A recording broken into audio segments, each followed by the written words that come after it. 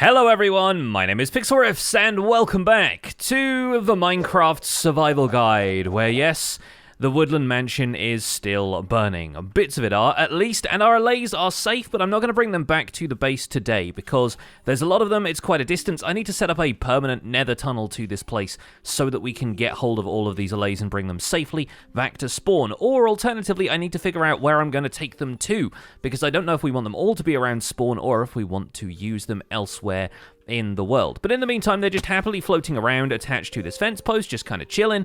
We still have some safely in the jails here in the Woodland Mansion, which we will let out once we have a place for them. And the only reason I decided that it was probably going to be a good idea to start at the Woodland Mansion today is because of this.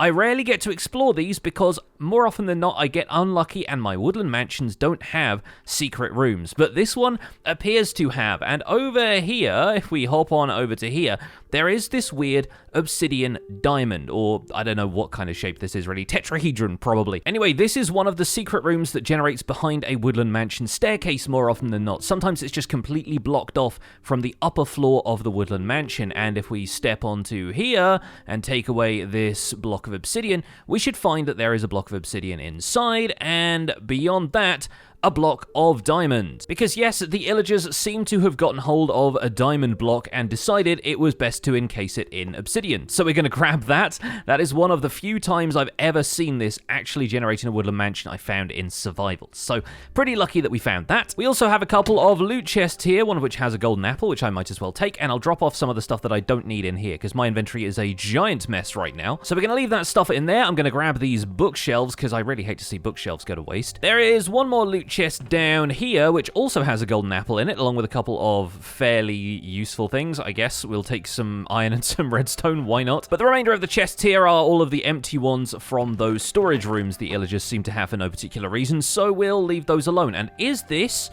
another jail cell? I think we'll find it is, although I don't hear any allays coming from this one, so it is possible for them to occasionally generate without allays. Anyway, today we are going to head back to spawn. We'll probably figure out some kind of tunnel to this place on a live stream or something like that so that we can move all of the allays back home, but we're not going to focus too much on allays today, especially if they're in danger of getting blown up by creepers. Instead, I'm going to say farewell to this woodland mansion and fly on back to spawn, where we're going to take a look at mass-producing mud blocks. But before we do that, let's take a look at why we might even want to mass-produce mud blocks. Because, frankly, you could take a look at mud and think, this isn't all that interesting. And sure, it's quite a pretty block. I think it could look really good as an alternative to a stone type if you wanted like a darker type of stone. If you're not walking around on it, I do think it looks kind of cool. But you can't craft regular mud blocks into slabs and stairs and all of the things that make it very versatile for building. So you might be forgiven for assuming that mud is just a block for landscaping. Well, I'm here to tell you that that is not entirely the case. It's time to harvest our little hidden wheat field back here from the early days of the world, because to be honest, this is still the largest patch of wheat that I own. I'm going to raid my old storage room to see if I have any more wheat, and I did grab a bunch of hay bales from villagers as I've been exploring, because I knew this day was coming. So with 2.5 stacks of wheat, let's grab,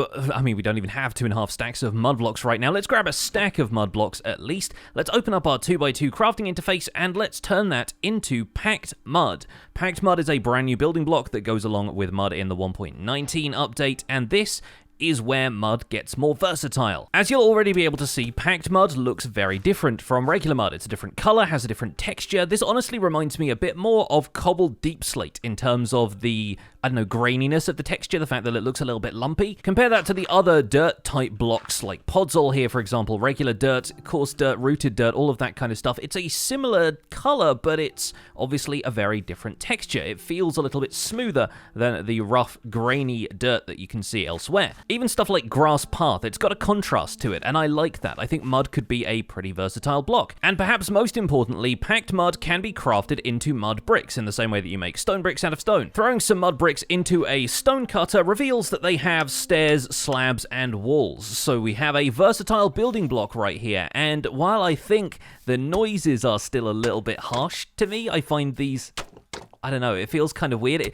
It feels like they're still trying to be wet blocks while you kind of presume that the mud is dried out by the time you're building with it. But texturally speaking, these are quite interesting and a different color than you might expect mud to be. I don't know what you're thinking, Pix, that's just brown. How is that a different color than you expected mud to be? Well, actually, I think the grout in these bricks, the mortar that's being used here, has a lot more in common with the regular mud block here, because it's got the kind of darker purpley kind of color to it. When I think of mud, I tend to think of stuff like soul soil, or at least that's what I've used previously when we've been... Oh, the soul speed effect kicked in, I wasn't expecting that. But when I've wanted a mud texture for like the bottom of a river before, I've usually gone for something like soul soil. It has that kind of brown, wavy, silty kind of texture, whereas this packed mud feels a little bit different. And it's interesting to note that while we can basically insta-mine packed mud with a efficiency 5 pickaxe, we can't do the same with mud bricks, so those are a little bit hardier. You could probably do it with haste 2 on a beacon or something like that, but I don't know, slightly different time to break on those. They're an interesting block, and I think we'll end up using those at some point in the near future. Honestly though, the fact that we have this entire mud block family now, with mud blocks, packed mud, and the mud bricks, along with slabs, stairs, and walls,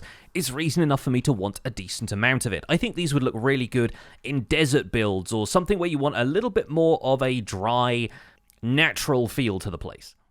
But that's not even all mud is capable of, because if we head down here and grab a couple of supplies from my dripstone chest, if we place some regular mud, the wet kind of mud before we've turned it into packed mud, if we place that over the top of a dripstone block with some pointed dripstone coming out from the bottom, I don't actually know how long this is going to take, so it may not happen right in front of our eyes, but the implication is that the mud has its water siphoned off by the pointed dripstone. The pointed dripstone draws the wetness out of the mud, and instead of turning into packed mud, it turns into clay. And I expect this is going to be one of those processes like filling up a cauldron with lava, where it can happen quicker or it can happen slower, because right now it does seem to be taking a while. So we'll probably come back to this a little bit later, and hopefully it will have turned into clay. By the way, I did check the Minecraft wiki, and it seems like this block doesn't have to be a block of dripstone. As long as it's a solid block with pointed dripstone below it, it should still turn the mud block up here into clay. So the dripstone block here, not required, but you do need to have some kind of solid block to dangle the pointed dripstone from in the first place. But either way, that means a renewable source of clay blocks, which you could only previously get renewably from stonemasons thanks to the hero of the village mechanic, and if they just throw you the occasional block of clay, it still didn't feel like something that was totally renewable. But for clay to be renewable, mud has to be renewable as well, and luckily it is. If we fill up a glass bottle with water and then we use the water bottle on a dirt block, it turns into a mud block. And while this can be a little bit of a tedious process if you want to do it manually on land, because you've got to go into your inventory and grab all of the water bottles every time, since they don't stack in Java Edition, at least right now, it's also possible to grab just one water bottle and then spam right-click down here on the riverbed and turn a bunch of the blocks down here into mud. It can get a little noisy though, and it has the added problem of once you need to harvest it all, you have to wait for the mud blocks to float to the surface or swim around collecting them. Although, I wonder, do we think we can give an Allay a block of mud and have it collect some of the mud for us as it all floats to the surface? And it'll probably just keep throwing it around until we reach the surface, but I am hopeful that our little friend over here might be able to grab some of the mud that floats up from the riverbed. Let's give that a try. Let's say I want to spam a bunch of the dirt down here with water to turn it all into mud. And honestly, I do really like the color of this stuff underwater. I think it looks quite nice next to the sand. But if I harvest all of this and don't focus too hard on collecting it all, just let it float to the surface, obviously some of it's going to be dragged down and kept here by the flowing water, but look, yes, there we go. The Allay is going to throw us the bunch of mud that he's collected. So now just like that, we got a stack of mud. Pretty straightforward, actually. I can imagine going out to an ocean biome or something like that, turning all of the ocean floor into mud using a water bottle, which might be a bit of a tedious process, but then set up a little platform where the Allay can gather it all and probably even throw it into a hopper minecart that's going to store it in a chest for us. Or better yet, a shulker box, then we could just pick it up and take it with us. So that's not a bad idea, but of course,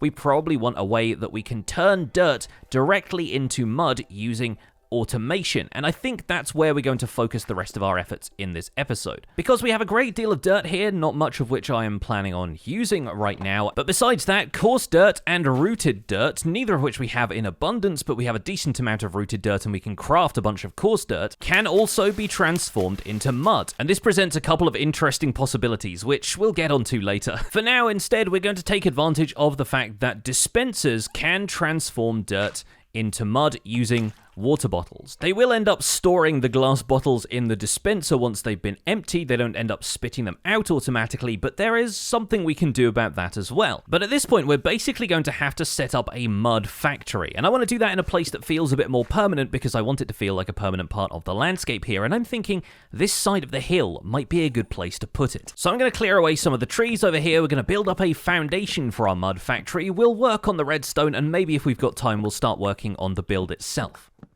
Okay, first of all, I want to acknowledge that yes, this eventually turned into clay. And it turned into clay while I was building this platform over here. This is going to be the foundation of our mud factory. So of course I had to make it all out of dirt and soul sand and a little bit of the mud in there as well, but obviously the packed mud above. The only reason I stopped building it here is that I ran out of mud materials, and that's kind of what this whole thing is for. So the floor is sandstone, nice and simple, so that we can get straight down to business building the redstone components for this. Now the way I'm imagining this is that we have a machine somewhere around here that we're going to feed dirt into and convert it into mud pretty much straight away. That's going to go down a line over here fed by a piston, and the piston is going to feed that into a bunch of other pistons, which are effectively going to make a large flat area of mud that we can just come through with our shovel and collect a whole bunch at once. Probably like a stack and a half of mud at once is the idea. And we could go bigger than this if we want to engineer it a little more, but I think a stack and a half or so is going to be roughly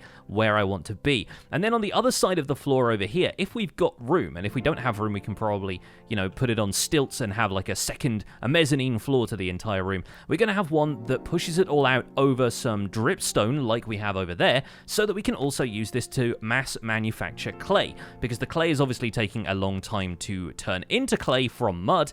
I think it's probably best to just make a large area of it, like with the lava factory that we have, and make sure that there's always converting something into clay pretty much all of the time. And the dispenser that does all the mud converting is going to be here. So when the dirt comes in front of this dispenser, a water bottle inside the dispenser is going to convert that dirt into mud. But to get around the problem that the water bottles are going to leave glass bottles inside the dispenser, we're actually only going to feed in one water bottle at a time. And we're going to do that from another dispenser up here that's making bottles basically from a water source. So we're going to have a dispenser facing into a water source above this hopper, and we could make the water source, in trapdoors. It could be a waterlogged stair or something like that. But another really cool feature of Minecraft 1.19 is that we can now waterlog both leaves and mangrove roots. So we can have a waterlogged mangrove root block there, and it doesn't leak the water out of the side. It actually contains the water, and leaves do the same thing. Let me grab another water source from here as an example. We can waterlog one piece of birch leaves, and that still technically counts as a water source. We can bottle water from this,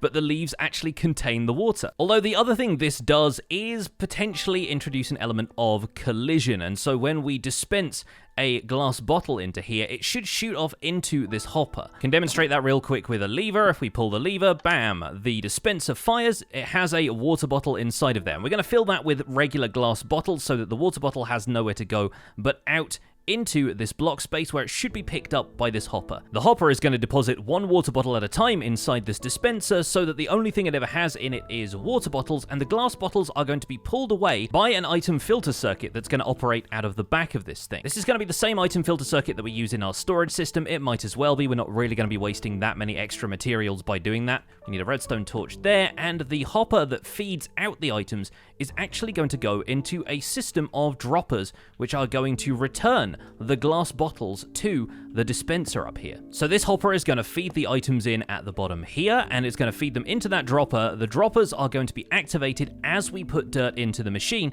and they're going to return the glass bottles to this dispenser, so it will always be full of glass bottles and is never ever going to run out. 3 blocks over from this line of droppers, 1, 2, 3, this spot here is where we're going to have our piston. So we're going to pop a piston in there. We don't need this block, so we can take that away, and that's going to be pushing the dirt in front of the dispenser. It's going to do that thanks to a circuit which is going to feed redstone power into this dispenser when there is a block above it. This is a pretty simple smart piston circuit that we built before. All it needs is a redstone torch on top of there and a piece of redstone there feeding power into the block adjacent to the piston, and now every time we place a piece of dirt against the piston head, it's going to be pushed in front of the dispenser. Now, thanks to a bit of fun redstone wiring, this is also going to provide power to the dropper tower that we have here, making sure that all of these droppers end up receiving redstone power, returning the glass bottles to the dispenser, and also that the dispenser is going to make a fresh water bottle every time it needs one. For that, we just need to place one piece of glass over the top of this to make sure that redstone dust can connect over, and we're going to place a terracotta block there with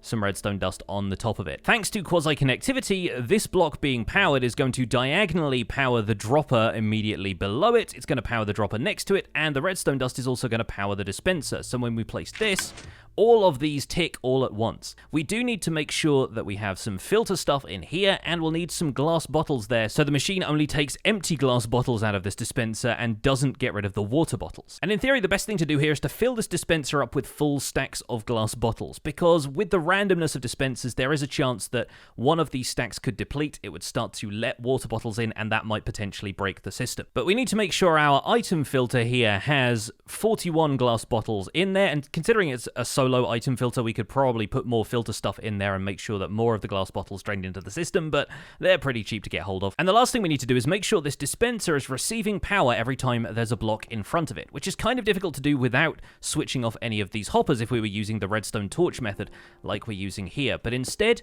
we can effectively just run redstone power directly into the block from the front using this block of redstone and a repeater, and that's powered the dispenser once, but every time the block here moves, it will power the dispenser again. The system is now primed with a water bottle, so it didn't convert that block into mud, but it will convert the next one. The leftovers from our item filter are now in this dropper, being pushed up the chain of droppers here and into this dispenser at the top, so that if we place a couple more of those, it's producing mud blocks as it goes and refilling this dispenser, which is giving us more water bottles for the dispenser below. And if we built the system right, this one should only have one bottle of water in there, so that's working perfectly. In fact, we can take some of the empties from down here and put them up in the top dispenser, but this system should all be working pretty well now. I've just evened out the glass bottles in here, but I think the dropper might also load the dispenser from the first slot. So each time it returns a bottle to this dispenser, I think it puts them in the top left corner, meaning that we will have to fill this up with glass bottles after all. That was something I was unsure about, but I'm glad we checked that before I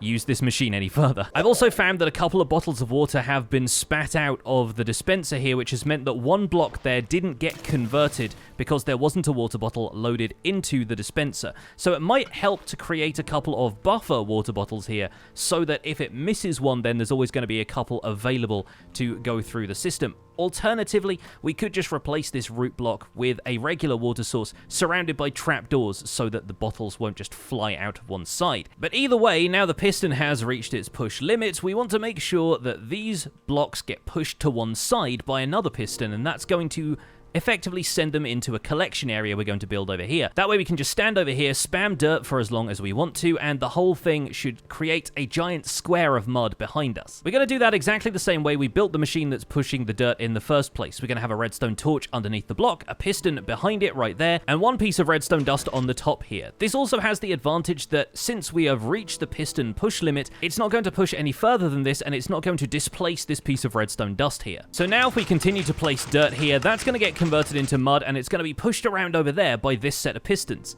Anyway, this piston here has now reached its push limit, which means it's time to start working on our collection area, and I've deliberately left a couple of blocks in between the mud area and the sides here so that we can build some kind of factory wall around it. But with some temporary blocks, we can set up a row of pistons back here that's going to be pushing these mud blocks around, and we need to make sure that it's not going to displace that redstone block that we're using as a power source, so we can fit 10 pistons in here, meaning that we end up with a 10 by 13 area of mud once it's pushed all of it out into the room, which, to be honest, 130 blocks of mud is actually 2 stacks, so that's more than I was expecting. Unfortunately, this time around, we don't have a corner, so we can't build this same smart piston setup, because putting a redstone torch underneath here is all very well, but then making sure this block gets power to that piston is a little bit more difficult, especially at the speed this machine is going to be churning out these mud blocks. So what we're going to do instead is rely on Observer's ability to detect a change in the shape of a wall. We're going to run a row of walls underneath the bottom half of this, and we should only really need to detect every other wall. So we'll place observers on alternating blocks. We'll put one here, one here, one here, one here, and one here, and that should cover the entirety of this piston array.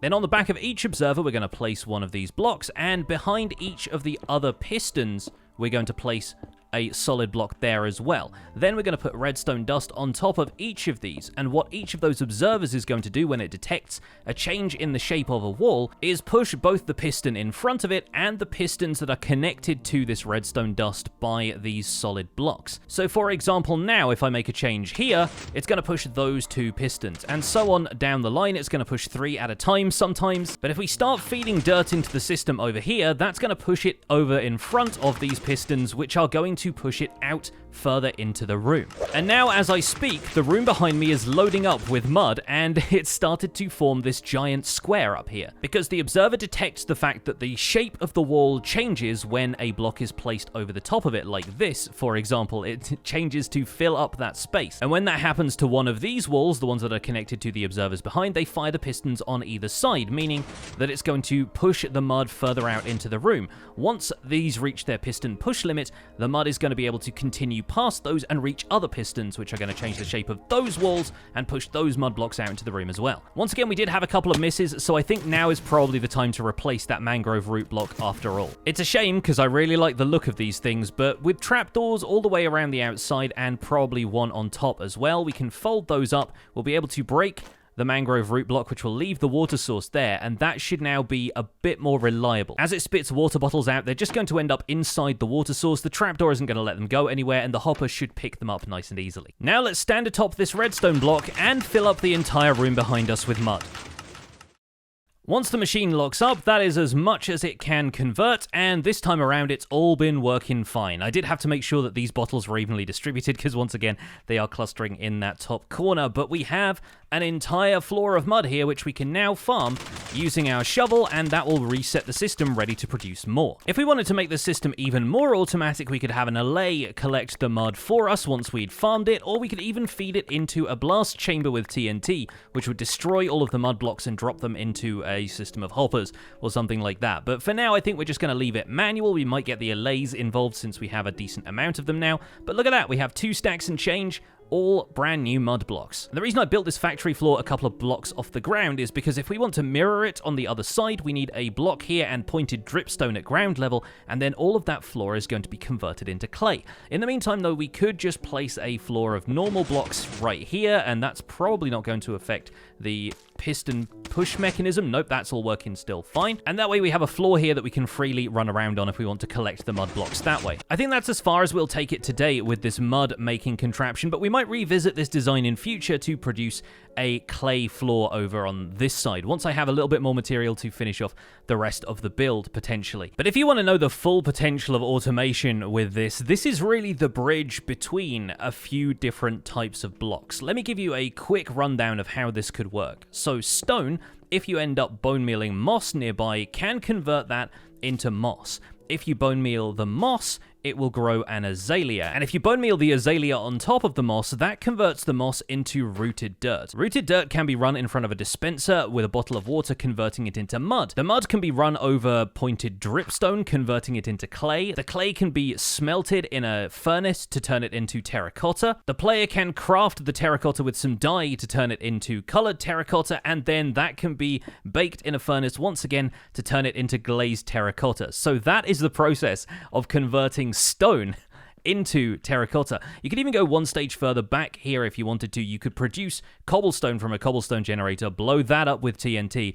smelt that in a furnace to get the stone, and this chain reaction between all of these different types of blocks leads you to glazed terracotta from stone, which I think is pretty cool. Now, I don't know if we'll ever get to the point where we've automated that entire process here in the survival guide, but the fact is, it does seem possible as a fun challenge to all of you automation folks out there. Well, folks, that is where I'm going to leave it for this episode of the Minecraft Survival Guide. Thank you so much for going on this whirlwind tour of mud with me, and I hope you enjoyed. I hope you're interested in using a bit more mud in your own worlds now, because I think it's quite a fascinating block. Thank you so much for watching. Once again, my name has been Pixlriffs. Don't forget to leave a like on this video if you enjoyed it. Subscribe to my channel if you want to see more, and I'll see you folks soon. Take care. Bye for now.